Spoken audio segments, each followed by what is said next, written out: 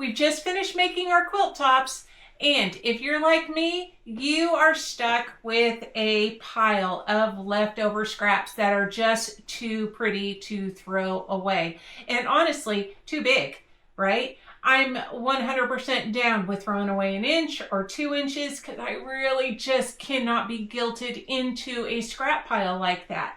But right here, I have 1/4 yard cuts, and I totally can make another quilt with these. I mean, it's a lot, and I can't really justify throwing that away. I would totally give it away though. If somebody wanted it, I would give it away. But when I make a baby set, I do try and coordinate just a little bit. So today we are turning these leftovers into something practical. We are going to make some burp cloths. So I'm Jessie, and this is what she quilts. This is a sewing space. It's my sewing space. This is where we talk about all things quilty. We sew up some projects. We sew up some other crap. We talk about our projects. We talk about what's happening in the quilting world. We talk about some quilting adjacent things, but it's quilting in here 100% of the time. And we do not let people guilt us into doing things. Okay, maybe some family guilts us into doing some things. It's a thing. That's okay. All right, so let's talk about burp cloths. So I've got a pile of burp cloths here, and I already had these pre-made. I like to have a whole set of them. Hey, listen, I don't have babies, but my husband's coworkers have babies. This is what they do. They're young engineers. They procreate with their wives, and they have babies. When I go to a quilt store, I tend not to really buy baby fabric. I like it. It's very cute. But I'm like, oh, I don't need that, and I put it away. But occasionally, I just can't help myself. So I like to make some burp cloths and just put them away for a rainy day. And that way, when he comes home and he says, oh, so-and-so just had a baby. Can you make me?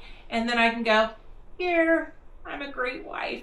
Here, you can have that. So I always have some on hand, and I do like to back them with Cuddle. So here I have one that I made, and it is this great burp cloth shape, and it contours your neck regardless what side you're putting it on, just like so. Now, this is all scrap fabric, really, right? So it's okay. Baby can puke on it. You can like literally clean up a spill with it. It is fine. So I do like to make either a set of 8 or 12. I don't know why that's my magic number. It's totally my magic number, and that's where I go. So I have these here. Now, this is a great way to use up my Cuddle scraps as well.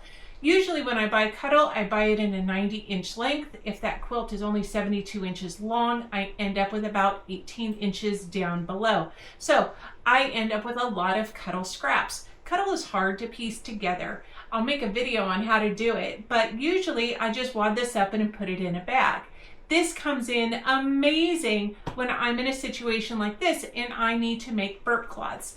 So I've already pulled out these Cuddle scraps from my stash for this project. And here I have all of my Bartholo-Meows fabric scraps. Now, some of these are not big enough for a burp cloth, meaning wide enough, so I will have to piece them together. But some of them are. So that's great. Winner, winner, chicken dinner. I'm going to go ahead and use all of those. Now, the other thing that I have here too is some batting. Usually I don't put batting in my burp cloths. I don't. I like them kind of pliable and kind of thin. You could put batting in there. I used to put batting in there, but I just found that they were a little bit too bulky. But if you have a super puker, yeah, you're going to want some batting in there because that gives another layer of protection. Now listen, you don't have to use Cuddle, right? There has been many a time I have gone up to the dollar store or the Walmart and I have picked up a package of dishcloths, right? You just get nice big dishcloths, take your template down there, make sure they're big enough, and a lot of times you can get like a pack of 6 for $1. But because I have the Cuddle scraps, I will use the Cuddle scraps. And then you, of course, could use the dishcloths, or you could use whatever kind of plush or terry material that you have. You could even just go buy some towels and cut it out of that too if you found some good deals. Now, the other thing that I have is my template. This is my standard template that I use. I drew this one out myself, but there is a multitude of templates online if you don't want to draw one out.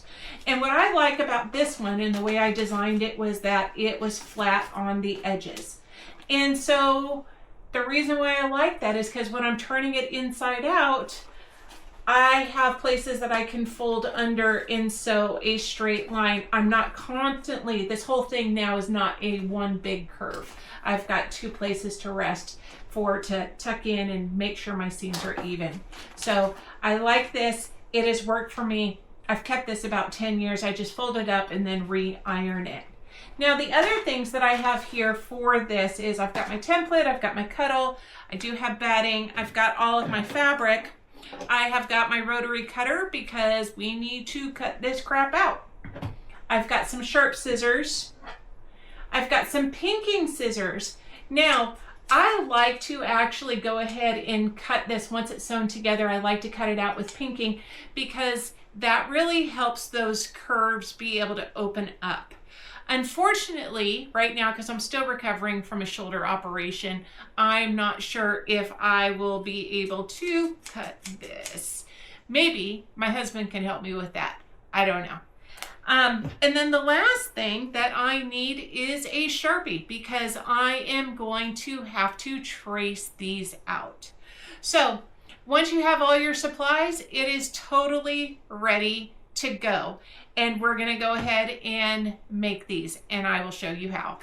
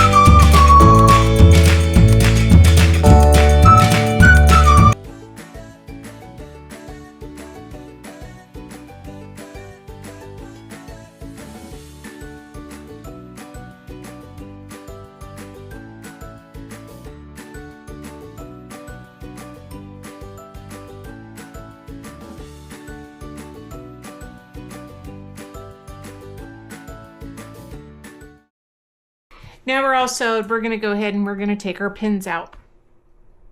That's perfect. So now we have a couple of options. We've left this open so we can turn this inside out. That is what that was about. So you can use a rotary cutter, or you can just use some pinking shears like this.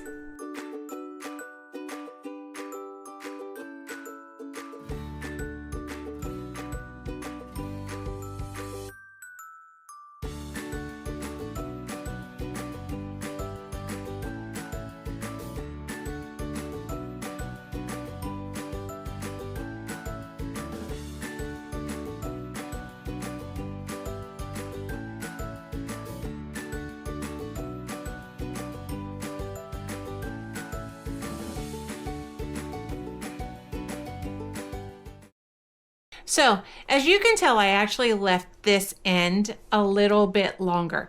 And I did that because after it's flipped inside out, I'm gonna have to tuck this in when I top stitch it. It makes it a little bit easier if it's a little bit longer. So I did leave that end longer.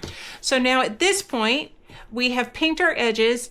If you do not have pinking shears like those, you can always come in with some scissors and put little snips in here, and that'll help with the curving so it doesn't bunch up.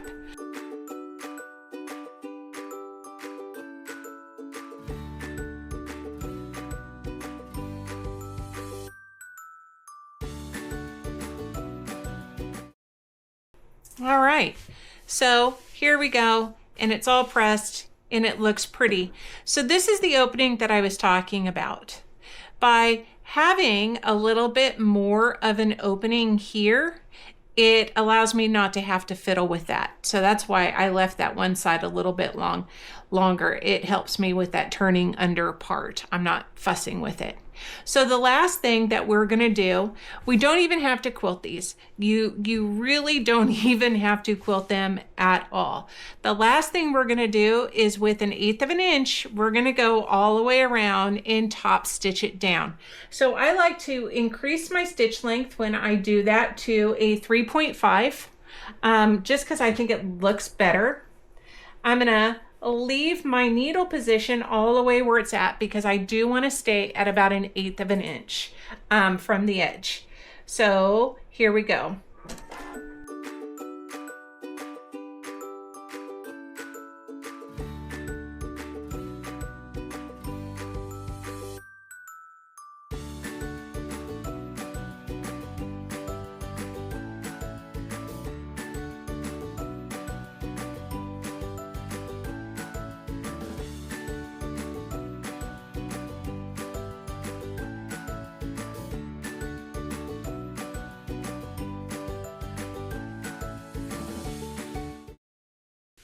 And then you're just going to take your scissors and clean up these little edges.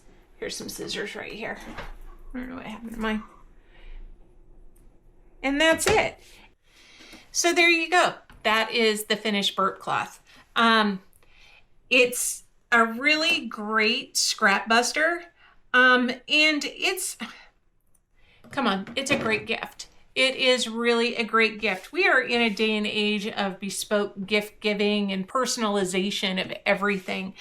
And I love this. This is not just it really elevates a baby quilt, right? When you give them a coordinating stack of like 12 burp cloths that went with that baby quilt, it totally kind of kicks it up.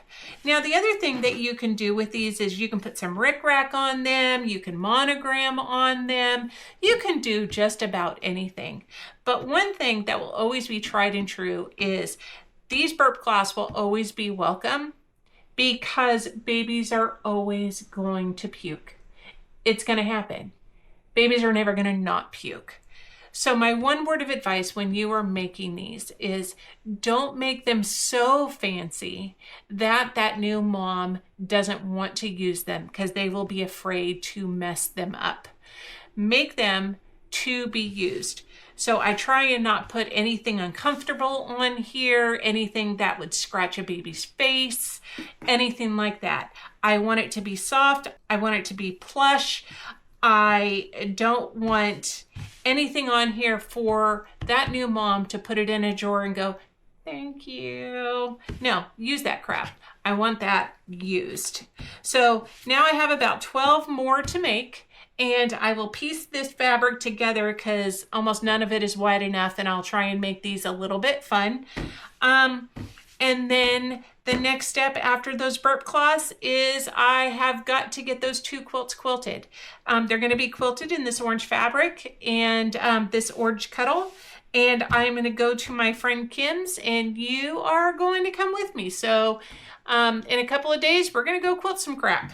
It'll be fun.